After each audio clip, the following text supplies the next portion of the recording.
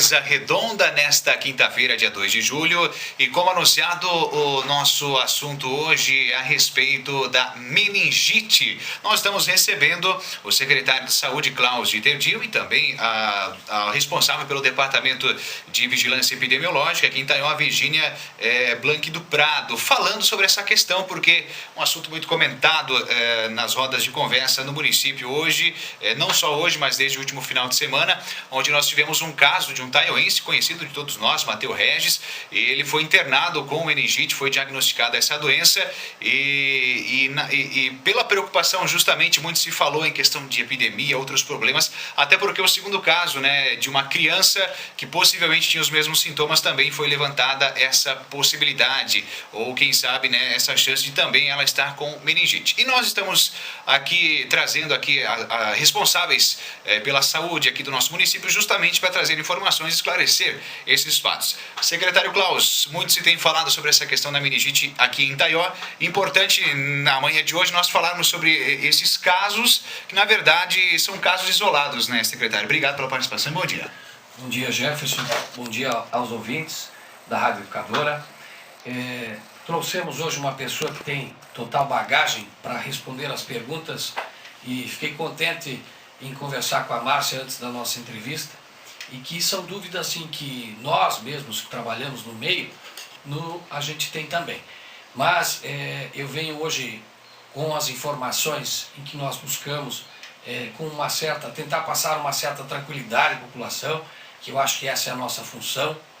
Quando se trata de surto, ou quando se trata de algo maior, tem alguns índices de suspeitas que possam sim, que daí tenhamos um cuidado um tanto quanto maior, mas de certa forma é tranquilo, isso pode acontecer, são coisas assim, de certa forma naturais, todo mundo tem o risco, mas eu vejo assim que a Virgínia vai passar para vocês toda essa questão do que e do número que pode se tornar um surto, e sabemos, até por parte da saúde hoje, a Virgínia pode falar até sobre o paciente que teve uma evolução bastante grande, então a doença está sendo tratada, ela não vai chegar a um nível preocupante.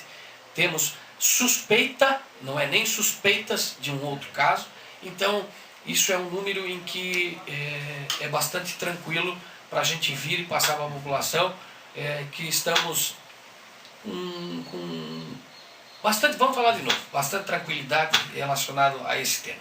Eu vou deixar a Jefferson para que tu elabore as perguntas, e até a Márcia, quando ela falou, isso se pega talvez lá no almoço, que teve um contato com isso, a Virgínia está aí para nos deixar claro toda essa situação e obrigado por nos convidar e deixar a população a par. Tá certo, secretário. Justamente então estamos aqui com a Virgínia Blanc do Prado, que é da Vigilância Epidemiológica aqui de Itanhaém. Virgínia, a gente já percebeu que a maioria não conhece. Muito se fala, se cria até uma imagem de algo grave, sim, mas de algo realmente que possa trazer problemas para a sociedade em um curto espaço de tempo, né? A gente ouviu até a palavra epidemia e tal, mas para iniciarmos, o que é a meningite? Obrigado e bom dia. Bom dia, obrigado pelo convite. Assim, a gente gostaria de hoje estar aqui acalmando a população. Então, assim, a meningite, na época que nós estamos agora, é uma doença esperada. Assim como outras doenças que acontecem nessa época de inverno, onde a população tem o hábito de quê? De fechar as suas casas. Então você tem uma creche com uma quantidade grande de crianças, com essa sala fechada. Você vai num qualquer local, em uma casa, visitar um amigo, num bar. A gente tem o costume e o hábito de fechar. Então o que acontece? Essas bactérias, elas estão ali, elas se proliferam, e a quantidade de bactérias e o estado imunológico de cada pessoa é que vai determinar se eu vou pegar, se eu vou desenvolver ou não.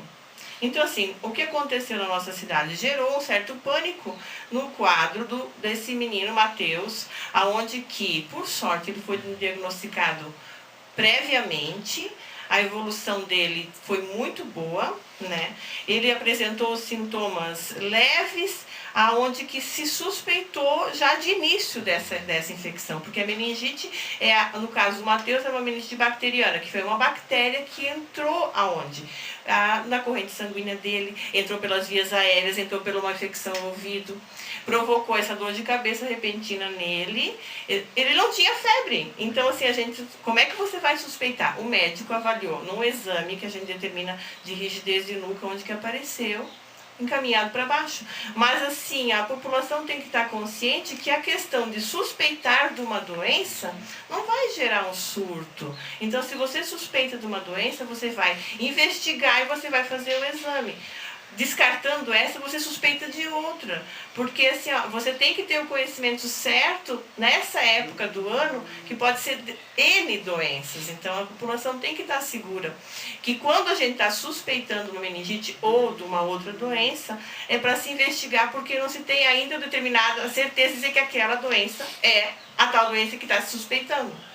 Tá certo. Virgínia, em relação à exposição a essas bactérias, qual que é a forma de se prevenir contra isso? A prevenção é uma questão principalmente de locais arejados e o contato íntimo. Se questionou muito de vindo até a vigilância, a secretaria.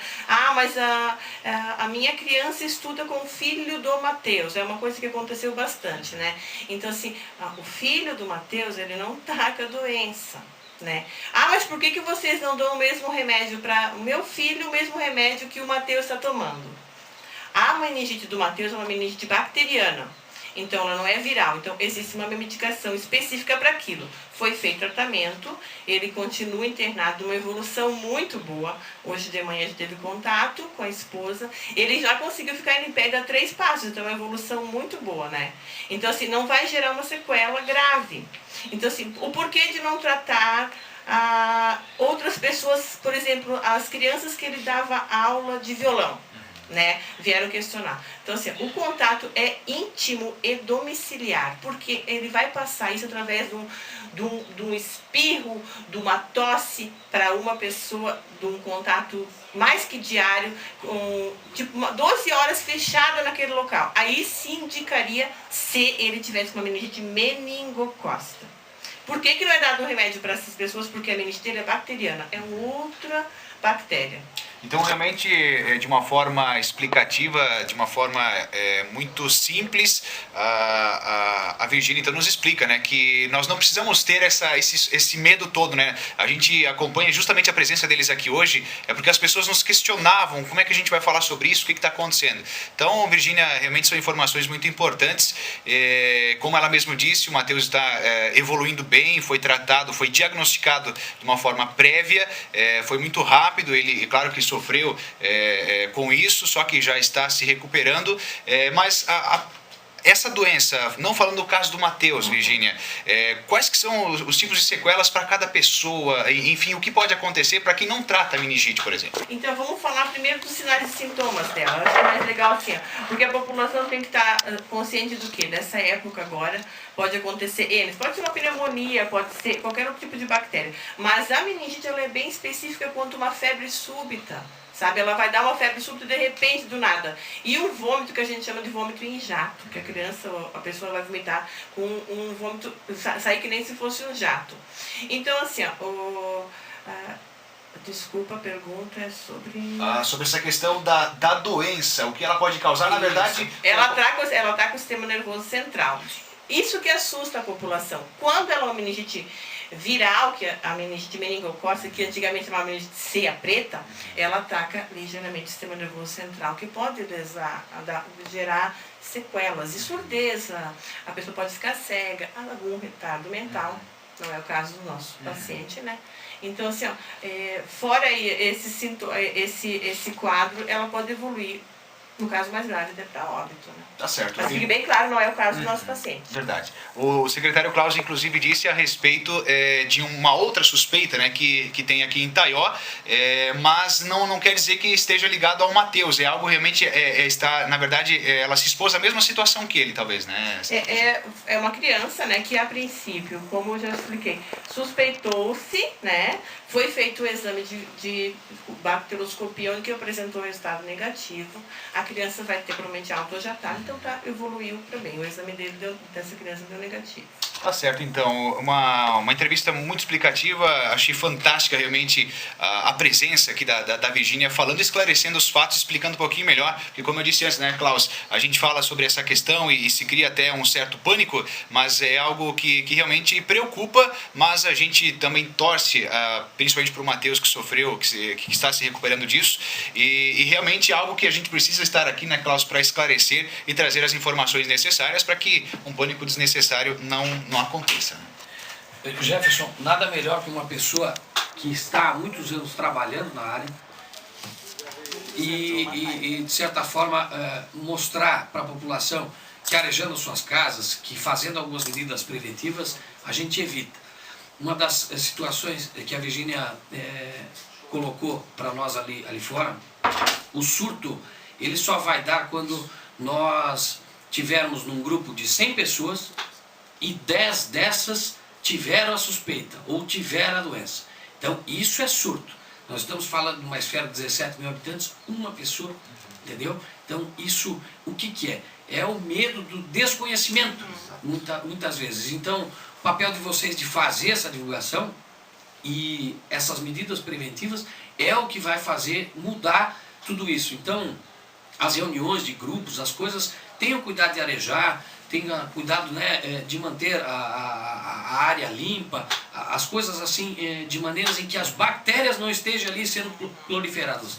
Então, assim, agradeço mais uma vez a educadora por multiplicar essas notícias que são positivas, são preventivas também. Quero agradecê-los. Nós que mais uma vez agradecemos também a Virgínia. Virgínia, eu gostaria que você finalizasse repassando a questão da prevenção contra esse tipo de bactéria que infelizmente causa a meningite. Fique à vontade. A princípio é a questão da higiene mesmo, lavar as mãos, assim você vai estar prevenindo várias doenças, não somente da meningite.